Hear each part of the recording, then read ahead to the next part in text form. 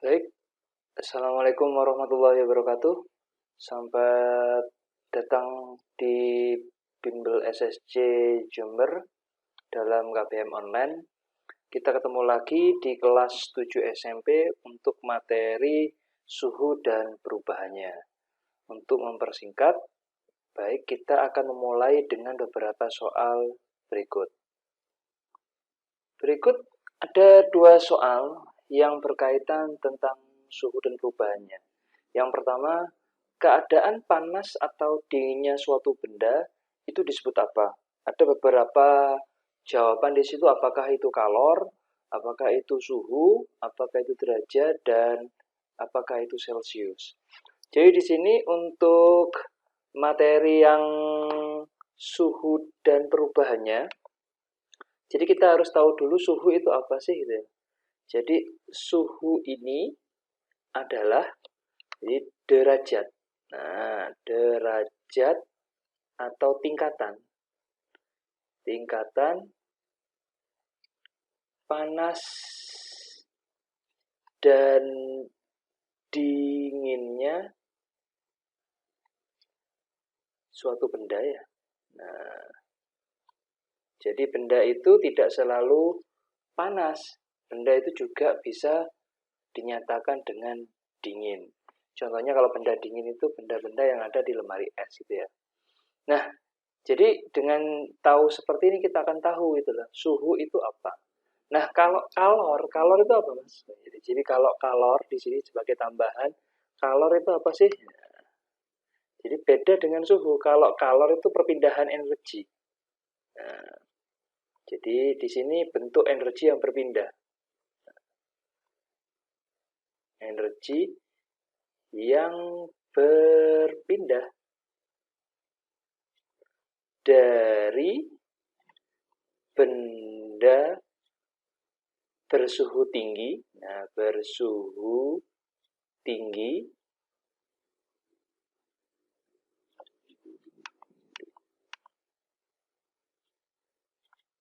ke benda bersuhu rendah. Jadi beda sekali gitu loh. Jadi kalau kalor itu lebih condong ke bentuk energi. Nah, berikutnya kalau derajat itu apa? Jadi derajat itu adalah tingkatan. Jadi itu adalah bagian dari pengertian suhu. Sedangkan Celcius, Celcius itu adalah salah satu dari satuan suhu. Jadi suhu itu satuannya, di sini satuannya adalah Celcius secara umum. Jadi kalau di Indonesia, itu banyak orang cenderung dia menggunakan satuan suhu. Nah, satuan suhu Celcius. Nah, tapi untuk beberapa negara lain, dia tidak menggunakan bentuk Celcius, contohnya Inggris ya. Jadi, dengan mudah kita bisa menjawab bahwa keadaan panas atau dinginnya suatu benda disebut dengan suhu. Nah, berikutnya, satuan suhu dalam internasional itu apa? Ada Kelvin, ada Celsius, ada Reaumur, ada Fahrenheit. Jadi kalau standar internasional, jadi kalau standarnya satuan, jadi satuan standarnya, jadi satuan SI-nya untuk suhu itu adalah Kelvin. Jadi Kelvin ini tidak memiliki suhu mutlak ya, simbolnya K. Jadi setiap negara juga akan mengenal Kelvin gitu ya. Sehingga di sini suhu dalam internasional akan dijawab dengan mudah dengan satuan Kelvin. Nah, untuk Celsius, Reaumur, dan Fahrenheit itu tergantung pada negara yang menggunakannya. Tapi tetap kita harus tahu bahwa Kelvin itu adalah satuan standar dari suhu. Jadi kita lanjutkan materinya lagi. Pada percobaan tangan kanan masuk ke air panas dan tangan kiri masuk ke air dingin, ketika kedua tangan dimasukkan ke air biasa, apa yang terjadi? Di situ ada banyak opsi, tangan kanan dan kiri merasa dingin, tangan kanan dan kiri terasa hangat, tangan kiri terasa dingin, dan tangan kanan terasa hangat. Yang terakhir, tangan kiri terasa hangat, dan tangan kanan merasa dingin. Terus bagaimana jawabnya ya, biar tidak salah. Jadi supaya tidak salah, kamu bisa membuat sedikit tabel bantu gitu loh. Tapi kalau sudah paham ya nggak usah dibuat ya. Ini ada tangan kanan, oke, tangan kanan, ini tangan kiri. Ini ada awal, lanjut ke akhir, bagian akhir. Nah, di sini untuk kanan, awalnya dia airnya di tangan panas ya. Di air panas. Tangan kirinya di air yang dingin gitu ya. Terus kalau dimasukkan ke dalam air yang normal atau air biasa yang panas menjadi lebih dingin. Nah, dingin ya.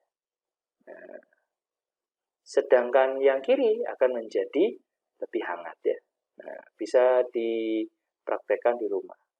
Jadi kanannya dingin, kirinya hangat. Berarti pasti jawabannya adalah yang D ya.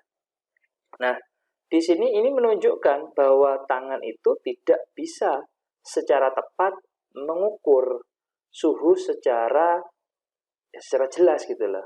Jadi kok dua tangan tapi rasanya kok berbeda gitu loh. Sehingga jika ada soal berikutnya, yaitu soal di bawahnya, pernyataan tentang indera peraba berikut yang benar, kecuali yang mana? Tangan kanan dapat digunakan untuk mengukur suhu, karena dapat merasakan panas dan dingin. Ini benar ya? Memang benar tangan kita. Pengukuran suhu dengan tangan sangat tepat. Nah, ini ada bahasa sangat tepat. Karena berdasarkan perasaan. Nah, kalau berdasarkan perasaan ini sudah disebut tidak tepat. Maka ini yang salah ya. Terus yang C, tangan dapat merasakan suhu sangat dingin dan sangat panas. Itu bisa. Terus indera peraba kurang cepat menyesuaikan dengan suhu dan lingkungan. Jadi memang benar. Ada beberapa proses supaya kita merasakan dingin dan panas. Sehingga jawaban yang salah yaitu yang B. Baik, untuk selanjutnya, prinsip kerja termometer itu apa? Jadi pemuaian panjang kaca, yang B pemuaian volume kaca, pemuaian panjang air raksa, atau pemuaian volume air raksa. Jadi di sini termometer itu apa sih gitu ya? Jadi di sini kalau kita tinjau, jadi termometer itu di sini dia itu adalah alat untuk mengukur suhu. Jadi alat untuk mengukur suhu. Mengukur suhu. Nah, di sini untuk termometer dia itu wujudnya seperti ini. Jadi wujud gambarannya seperti ini untuk termometer. Jadi dia itu berbentuk panjang dengan bagian ujung agak meruncing. Terus di sini ada pipanya. Jadi ada pipanya. Nah, terus di sini juga ada pipanya sedikit. Jadi pipa itu runcing ke atas gitu ya. Terus di sini diisi oleh suatu zat cair. Zat cairnya apa? Nah, ini termometer zat cair ini. Ini adalah termometer zat cair. Nah, zat cair. Nah, itu yang dimaksud di soalnya. Jadi di sini kalau kita lihat ada beberapa item dari termometer zat cair ini. Yang pertama, di sini ada pipa kapiler. Nah, ada pipa kapilernya. Ada pipa kapiler. Terus yang kedua, di sini ada skalanya atau tingkatannya. Terus yang di sini ada zat cairnya. Zat cairnya. Terus yang bagian ini adalah tandonnya. Tandon ini yang digunakan untuk mendeteksi besarnya suhu. Nah, di sini. Ini pendeteksinya, ini ada bahannya. Bahan yang dicari suhunya. Nah, suhunya. Jadi pada saat ditempel, termometer ini memuaikan zat cair yang ada di dalamnya. Sehingga termometer itu akan terlihat ada pergerakan. Jadi ada naik gitu, ada naik gitu. Jadi di kondisi tertentu. Jadi kalau berhenti itu berarti suhu bahan itu sudah mencapai keadaan seimbang dengan pemuaian zat cair. Sehingga di sini yang kita pakai untuk prinsip kerja termometer itu adalah pemuaian. Nah, Pemuaian. Pemuaiannya apa? Karena berbentuk pipa, pemuaiannya volume. Jadi volume dari isi. Nah, atau zat cair. Tergantung zat cairnya nanti apa. Nanti zat cair sendiri, jadi zat cair yang isi, jadi isi termometer. Di situ isinya ada dua jenis. Yang pertama bisa alkohol. Nah, ada juga yang pakai air raksa. Nah, air raksa. Sehingga di sini untuk pemuaiannya yang paling tepat untuk prinsip adalah pemuaian volume dari air raksa. Nah, ini. Nah, untuk soal berikutnya, kelebihan air raksa dibanding alkohol itu untuk dijadikan termometer apa saja, kecuali apa. Di sini untuk lebih mudahnya, kita akan membandingkan kelebihan dulu. Kelebihan dari termometer yang diisi air raksa sama alkohol. Oke. Di sini kita buat tabel. Di sini ada air raksa. Nah, air raksa. Terus di sini ada alkohol.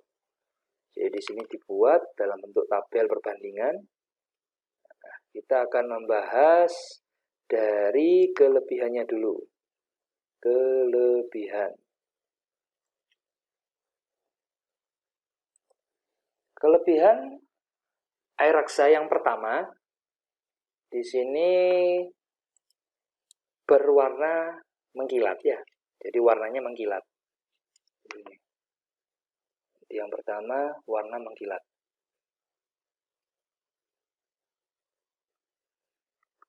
Terus berikutnya dia tidak membasahi dinding. Tidak membasahi dinding.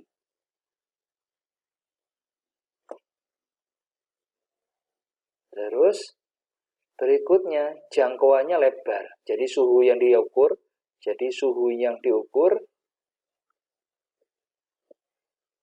itu antara minus 40 derajat Celcius sampai 360 derajat Celcius. Nah, tapi ada kekurangannya di sini. Nah, kekurangan. Yang pertama, dia itu mahal. Mahal dan beracun. Kenapa kok mahal? Karena air raksa itu adalah sejenis logam cair. Sehingga untuk mendapatkannya kita harus butuh upaya. Sehingga harganya mahal. Yang kedua, dia itu tidak mengukur suhu sangat rendah. Nah, mengukur kurang dari minus 40 derajat Celcius itu nggak bisa. Yang bisa itu adalah yang alkohol. Jadi alkohol ini ada kelebihannya. Kelebihan alkohol yang pertama,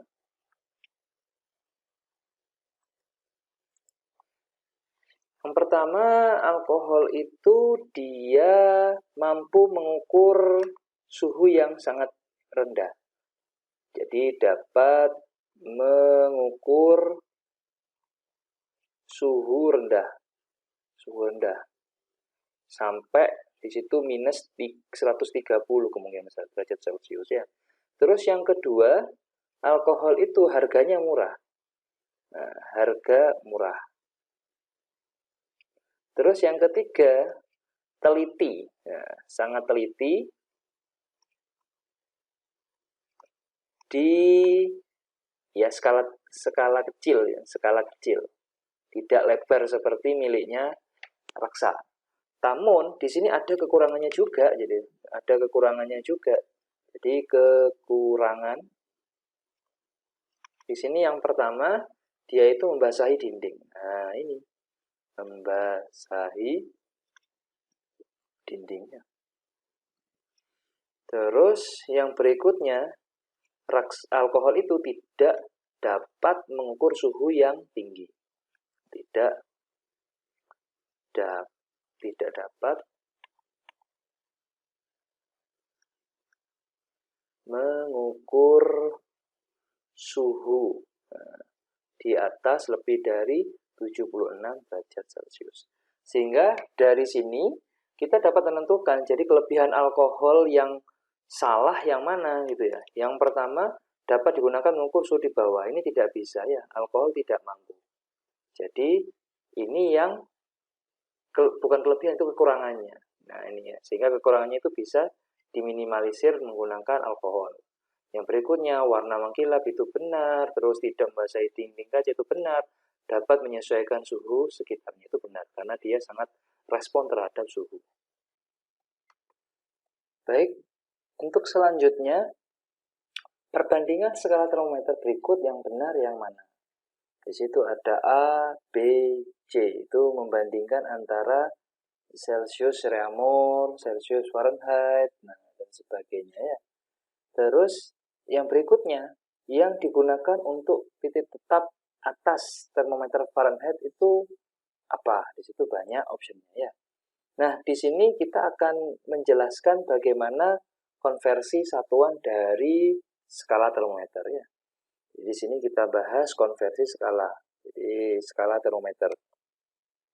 Nah, skala termometer. Nah, skala termometer di sini ada 4 jenis. Jadi cara mudah untuk mengingatnya itu saya selalu menggunakan cari, rumah, visi, ke, 5, 4, 9, 2, 1, 2, 3, 2. Seperti nomor HP ya. Nah, di sini untuk cari rumah visi itu mewakili beberapa singkatan. C itu mewakili dari Celsius. Celsius. Di sini R ini adalah Reaumur. Terus F itu Fahrenheit. Fahrenheit. Terus kalau K itu Kelvin ya. Nah, di sini untuk 549 itu perbandingan. Di sini adalah perbandingannya. Nah, ini perbandingannya di perbandingan hanya C, R, dan F ya. Nah, khusus untuk F itu fokusnya di sini. Jadi fokusnya di skala 212 dan 32. Itu khusus untuk F. Karena dia skalanya berbeda. Sehingga di sini untuk melihat skala termometer, termometer itu dikonversi itu menggunakan acuan. Jadi acuannya itu ada titik didih. Nah, di sini ada acuannya. Jadi acuannya itu yang pertama ada titik didih air, nah, titik didih air. Dan yang kedua, titik beku atau lebur ya, titik beku air ya. Kenapa kok air? Karena semua negara punya air. Nah, di sini kalau kita singkat, ini akan menjadi PD, dan ini akan menjadi PB ya. Nah, ini akan kita gunakan untuk membuat suatu persamaan. Nah, kita akan masuk ke sini. Nah, digambarkan di sini ada titik didih, dan ini ada titik beku ya. Jadi kita kasih garis, kasih garis, dikasih garis-garis lagi, nah, digaris lagi, digaris, ada 4. Di sini tadi cari rumah visi, ini C, R, F, K, Kelvin ya. Ini ada derajatnya ya, nah, kecuali Kelvin.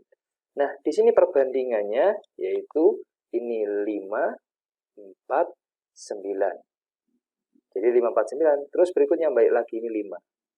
Karena Kelvin sama Celsius itu derajatnya sama. Nah, 5, 4, 9 ini itu untuk C dan R itu statnya sama-sama dari 0. Terus dikalikan 20. Jadi ininya menjadi 100. Yang ini 100, yang ini 80.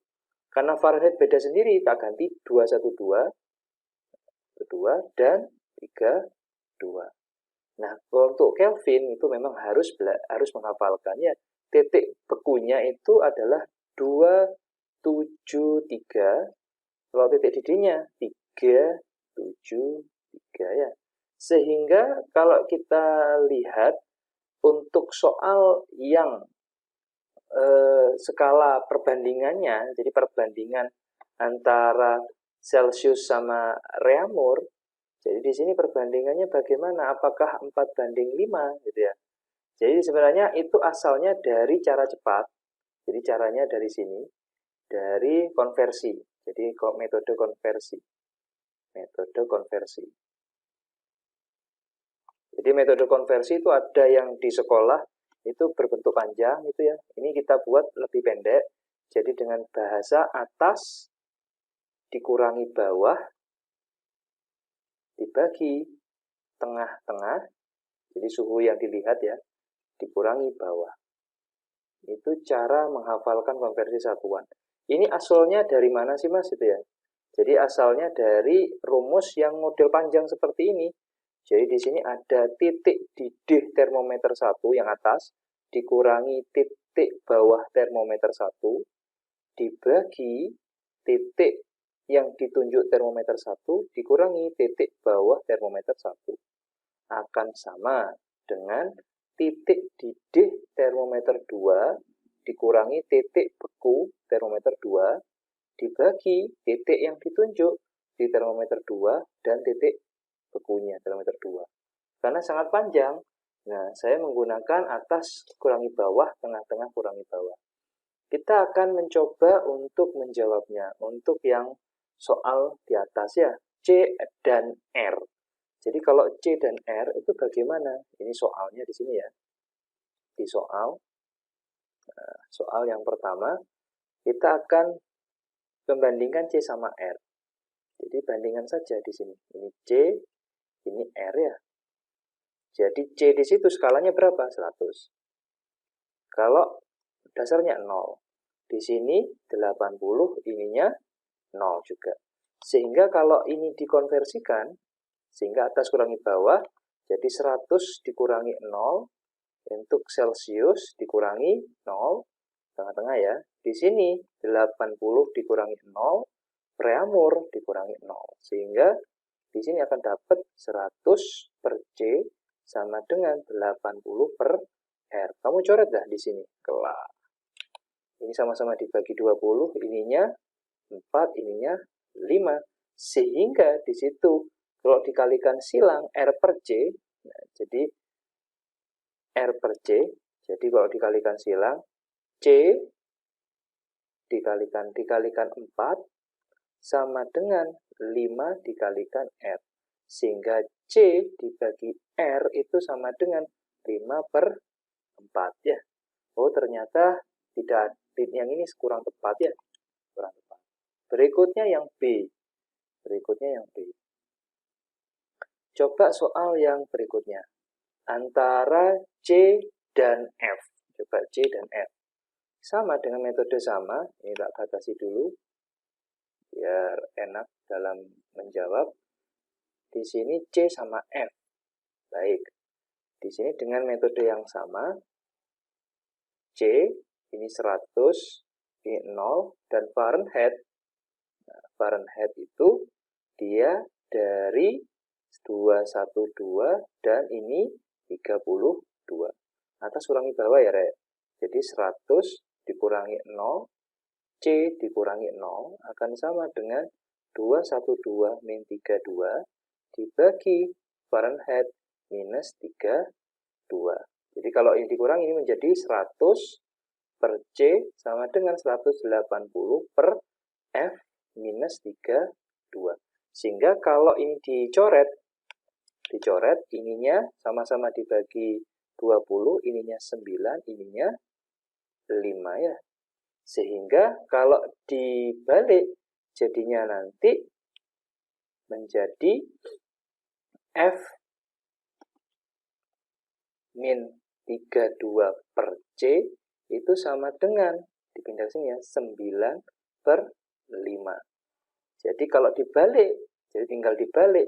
Jadi F atau C per F min 32 akan sama 5 per 9. Sehingga di sini jawaban yang tepat itu adalah yang D. Nah, itu asalnya. Berikutnya, untuk soal bawahnya yang digunakan untuk titik tetap atas. Nah, titik tetap atas itu adalah titik didihnya. Nah, ini titik didihnya. Nah, untuk Fahrenheit berapa. Jadi kita fokus aja ke yang didih, yang mencair enggak ya, mendidih ya. Di sini mendidihnya berapa? Titik didihnya untuk Fahrenheit itu adalah 212. Sehingga dengan mudah kita menjawabnya adalah yang D. Baik, suhu selanjutnya, suhu 100 derajat Celcius ini sama dengan berapa?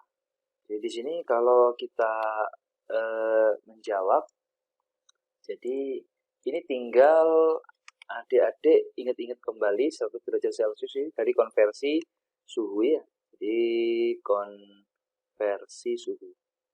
Nah, konversi suhu ingat-ingatan cari rumah Fizi ya. Jadi cari rumah Fizi ya.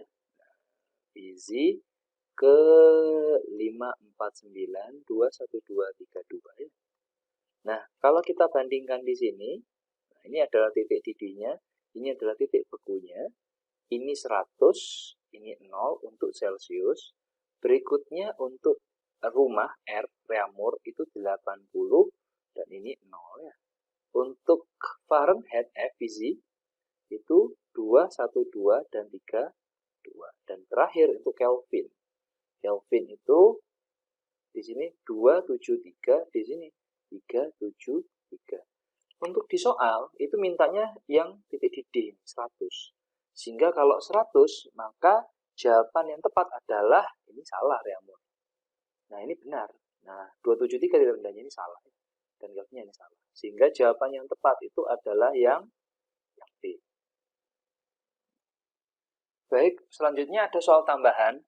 Sebuah zat cair diukur di suhu yang menggunakan termometer Celcius. Di situ menunjukkan angka 80 derajat Celcius. Berapakah suhu zat cair tersebut jika di Reaumur, Fahrenheit, dan Kelvin ya? Kita akan membahas soal ini ya, satu persatu. Misalkan dari sini, kita akan membahas soal yang A dulu. Dengan caranya bagaimana? Bisa menggunakan model seperti ini. Cari rumah Fizi ya. Di sini, ini yang ditunjuk adalah 80 derajat Celcius. Yang awal itu 100, ininya 0 untuk Celcius. Lawannya adalah Reaumur. Jadi Reaumur itu, dia 80, di sini T Reaumur, ininya 0. Dengan cara arah atas kurangi bawah, tengah-tengah kurangi bawah, ya kita bandingkan saja. Jadi 100 dikurangi 0, tengah-tengahnya 80 min 0. Akan sama dengan atasnya Reaumur, 80, bawahnya 0. Yang ditunjuk, yang kita cari ya, Reaumur dan 0. 100 kurangi 0, ya 100. Ininya 80, ininya 80, dan ini T Reaumur. Sehingga kalau kita bagi, jadi boleh bagi, ini sama-sama dibagi 20, ininya 4, ininya 5 ya. Jadi T Reaumurnya bagaimana? Jadi T Reaumur itu sama dengan, jadi boleh kamu ganti, misalkan kamu masih bingung metode pencoretan, bisa dikalikan silang. Berarti 80 dikalikan 80 dibagi 100, boleh model seperti ini. Tapi lebih mudah ini coret nolnya, serot, serot, serot, serot ya. Sehingga T Reaumurnya berapa? Jadi T Reaumurnya adalah 64 ya, 64 derajat Reaumur. Ini yang pertama. Yang berikutnya, yang B. Yang B itu sama seperti hal yang di atas. Jadi di sini kita buat, di sini ini 80, di sini 100, ini 0. Untuk Fahrenheit itu pakai 212, di sini T Fahrenheit ininya 32 ya. Dengan cara yang sama, 100 dikurangi 0 yang bawah, 80 dikurangi 0 sama dengan 212 dikurangi 32 dibagi T Fahrenheit dikurangi 32. Jadi kalau dikurangi ya ini 100 per 80 sama dengan 180 dibagi TF minus 32 ya. Nah, kita akan gunakan di sini. Jadi di sini kalau dikalikan silang, jadi nanti TF min 32 itu sama dengan 180 dikalikan 80 dibagi 100 ya. Sehingga ini bisa dicoret ya. Nah, jadi tinggal TF minus 32 sama dengan 18 dikalikan 8. 8 itu adalah 144 ya. Ini 144. Sehingga TF-nya tinggal 144 ditambah 32. Jadi T Fahrenheit-nya sama dengan 176 ya. 176 derajat Fahrenheit. Untuk yang terakhir, yang C saya taruh di sini. Jadi bagaimana kalau ke Kelvin? Ya sama. Jadi Kelvin ininya 180 0. Kalau Kelvin kita harus cari ya 373. Di sini derajat Kelvin, di sini 273. Sehingga kalau dikurangi tadi jadinya 100 min 0, 80 min 0 sama dengan 373 dikurangi 273 dibagi derajat Kelvin dikurangi 273 ya. Kalau dikurangkan berarti ini menjadi 100 per 80 sama dengan 100 per T Kelvin min 273. Sehingga kalau kita kalikan silang T Kelvin minus 273 sama dengan 80 dikalikan 100 dibagi 100 ya, dicoret lah 100-nya. Sehingga T Kelvin-nya dikurangi 273 sama dengan 180. Maaf, ini 80. Sehingga untuk T Kelvin-nya, jadi T Kelvin-nya tinggal 80 ditambah 273. Sehingga jawabannya adalah 353 Kelvin ya. Itu caranya untuk mengkonversi dari satu skala ke skala yang lain. Baik, kita lanjutkan untuk soal berikutnya, yaitu tentang dampak ketika suhu dikenai pada suatu benda, yaitu benda akan mengalami pemuaian atau memuai ya. Di sini ada pertanyaan, alat yang digunakan untuk menyelidiki muai suatu benda, dia pakai apa? Di sini ada beberapa jawaban, ada dilatometer, labu didih, Measurement, dan termometer. Untuk lebih jelasnya perhatikan beberapa gambar berikut.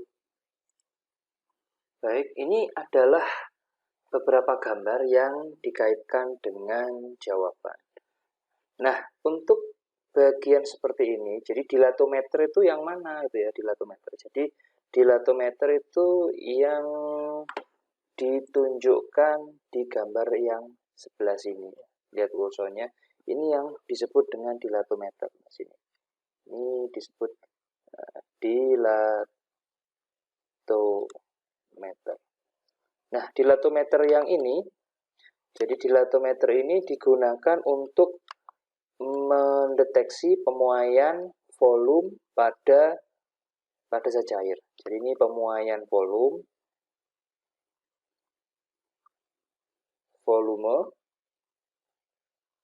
pada zat cair.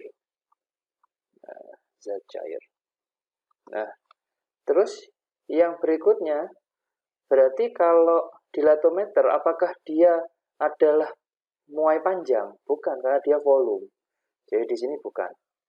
Yang dilatometer itu bukan. Terus yang ini yang disebut dengan labu didih. Jadi labu didih. Jadi labu didih ini sebenarnya bagian bawah dari dilatometer. Ini sama seperti ini ya. Nah, ini bukan. Nah, Measurement itu yang mana? Yang jelas kalau D itu termometer. Nah, ini yang disebut dengan termometer. Jadi alat untuk mengukur suhu, ini termometer. Jadi otomatis yang alat pemuai panjang ini yang disebut dengan Measurement. Jadi Measurement ini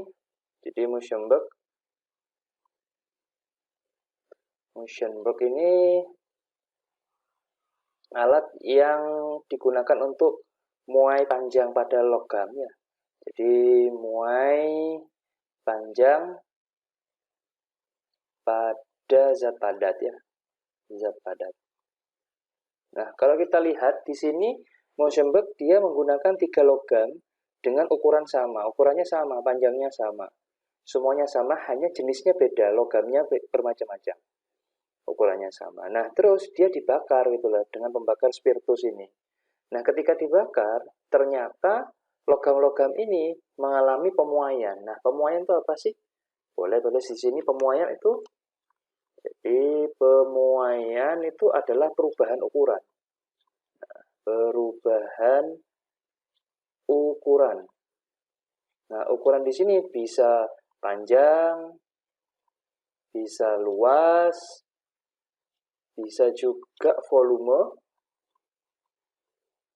benda. Nah, jika dikenai suhu. Nah, di sini tidak selalu ketika dikasih suhu panas itu memanjang ya. Ketika dikasih suhu dingin, mereka itu akan menyusut, juga mengalami perubahan ukuran, tapi tidak panjang, tapi pendek.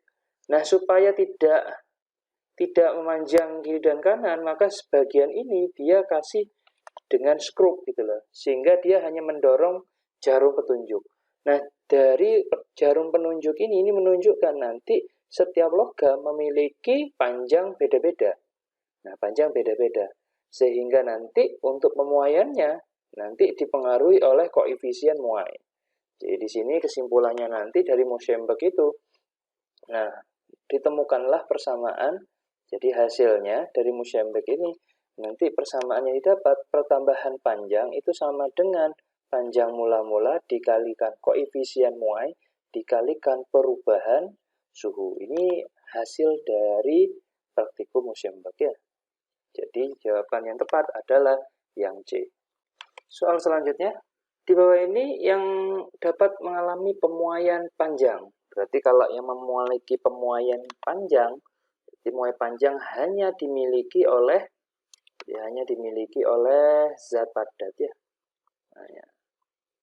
Dimiliki zat padat di sini. Nah, kalau cair dan gas bagaimana? Jadi di sini kalau zat cair dan gas, di zat cair dan juga gas, nah dan juga gas, di sini lebih cenderung ke pemuaian volume. Jadi pemuaian volume. Hanya saja kalau yang zat gas di situ nanti ditambahi dengan tekanan dan suhu. Nah, tekanan dan suhu. Nah, sehingga di sini kita akan pilih yang zat padat. Ini air zat cair itu nggak mungkin ini ya. Ini kurang tepat ya. Air kurang tepat, zat cair raksa juga nggak tepat. Jadi ini juga salah ya. Berarti ini bukan jawabannya. Yang B aluminium besi tembaga ini benar ya. Karena dia termasuk zat padat. Besi tembaga raksa. Jadi raksa itu bukan. Kenapa sih kok raksa salah mas ya? Jadi raksa itu adalah logam cair. Jadi raksa itu adalah logam cair ya. Terus raksa ada air, wah tidak mungkin. Sehingga jawabannya adalah yang B. Untuk selanjutnya, berikut ini adalah masalah yang ditimbulkan oleh pemuaian dalam kehidupan sehari-hari. Yaitu masalah ya. Ingat-ingatan ini adalah masalah. Berarti dia butuh solusi. Celah pada lubang pintu, yang pertama. Celah pada sambungan jembatan. C. Sambungan kabel. Terus pemasangan tiang telepon. Nah, berikut ini adalah masalah yang ditimbulkan oleh pemuaian dalam kehidupan sehari-hari. Jadi masalah yang keluar itu adalah di celah pada sambungan jembatan. Di sini masalahnya. Kenapa mas? Jadi di sambungan jembatan itu dibuat celah gitu ya. Karena nanti kalau di jembatan ini tidak dikasih celah, maka jembatannya ambrol. Jadi coba kalau lihat celah-celah itu yang berbentuk aspal, itu pasti ada beberapa celah gini. Kenapa dibuat seperti ini? Supaya permasalahannya tidak muncul gitu lah. Jadi di sini kalau ini memuai ke sebelah, jadi memuai ke segala arah, ini ke sini dan ini ke sini juga, yang bagian dua. Jadi dia itu tidak bertabrakan. Nah, kalau bertabrakan nanti kenapa? Ini akan muncul gelembung nanti dan jalannya pasti rusak ya. Jawabannya adalah yang B ya. Baik, selanjutnya untuk proses perhitungan di pemuaian panjang. Satuan muai panjang itu yang mana? Ada meter, per derajat Celcius, ada derajat Celcius, meter per derajat Celcius, itu seperti apa. Coba kita perhatikan muai panjang di sini. Jadi muai panjang itu persamaannya, itu delta L itu sama dengan L0 dikalikan alfa delta T. Nah, di sini bagi adik-adik yang belum ngerti apa sih delta L, jadi delta L itu adalah pertambahan panjang. Ini adalah pertambahan panjang. Kalau satuannya SI, ya dia adalah meter.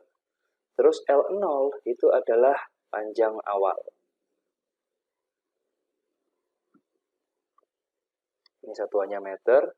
Terus delta E, delta T itu perubahan suhu. Satuannya derajat Celcius. Nah, ini kalau dispesifikkan, jadi delta L itu sama dengan LT min L0. Kalau delta T itu sama dengan T2 min T1 ya. LT itu apa, Mas? Jadi LT itu adalah panjang akhir. Nah, panjang akhir. Nah, otomatis panjang akhir itu nanti nilainya gede-gede, beda dengan pertambahan panjang ya, sedikit. Kalau T2 min T1 itu menunjukkan suhu awal, dan ini T2 suhu akhirnya ya. Nah, berarti L alfa di sini apa? Jadi kalau kita ambil lagi, di sini untuk sistem satuan, jadi delta L itu adalah meter. Jadi meter sama dengan meter dikalikan sesuatu, misalkan di sini tak kasih alfa, di sini adalah derajat Celcius ya, derajat Celcius. Sehingga kalau kita buat pembagian, jadi untuk mendapatkan satuan, jadi alfa itu berapa? Jadi nanti tinggal dibagi, jadi meter dibagi meter dikalikan derajat Celcius, meternya dicoret. Nah, sehingga satuannya nanti adalah 1 per derajat Celcius. Sehingga jawabannya adalah yang B ya. Jawabannya yang B. Nah, untuk mengaplikasikan soal, jadi bisa dilihat di bagian bawahnya. Kuningan panjang mula-mulanya 100 cm dengan koefisien muainya itu 0,04 kali 19 dipanaskan dari suhu 10 sampai 110. Pertambahan panjangnya berapa ya? Jadi untuk belajar ini, jadi dia tanya pertambahan panjang. Jadi pertambahan panjang itu adalah delta L. Nah, untuk bisa paham, adik-adik harus mulai membiasakan tahu simbol ya. Panjang mula-mula, berarti dia itu adalah L0. L0-nya berapa? 100 cm. Apakah harus diganti, Mas? Enggak. Tergantung yang ditanyakan nanti jawabannya apa. Kalau ini senti, maka ini juga biarkan aja senti ya, biar aman. Terus koefisien muainya alfa itu 0, nah ini 0,0-nya 4 ya. Berarti boleh kamu ganti menjadi bentuk perkalian 1, 2, 3, 4, 5, 6. Berarti bisa kamu tarik menjadi 19 dibagi 1 juta. 1, 2, 3, 4, 5, 6. Ini derajat seperderajat Celcius ya. Terus T1-nya di sini 10. T2-nya di sini 110. Nah, dari sini jelas. Nanti kita akan mendapatkan delta T ya. Delta T-nya berarti T2 min T1. Nah, jadi 110 dikurangi 10, berarti tinggal 100 derajat Celcius. Nah, yang ditanyakan dari soal ini, delta L-nya berapa gitu ya? Delta L-nya berapa? Sehingga dengan mudah langsung kita hitung delta L sama dengan L0 dikalikan alfa dikalikan delta T. Jadi L0-nya di situ adalah 100. Nah, di sini alfanya 19 dibagi 1 juta. 1, 2, 3, 1, 2, 3. Delta T-nya 100. 1, 2 ya. Sehingga nilainya hasilnya berapa? Bisa dicoret 00-nya ya. 1, 2, 3, 4. Ini coret 3 tambah 1. Seret. Nah, sehingga menjadi 19 dibagi 100. Sehingga jawabannya 0,19 cm. Sehingga jawabannya adalah yang C.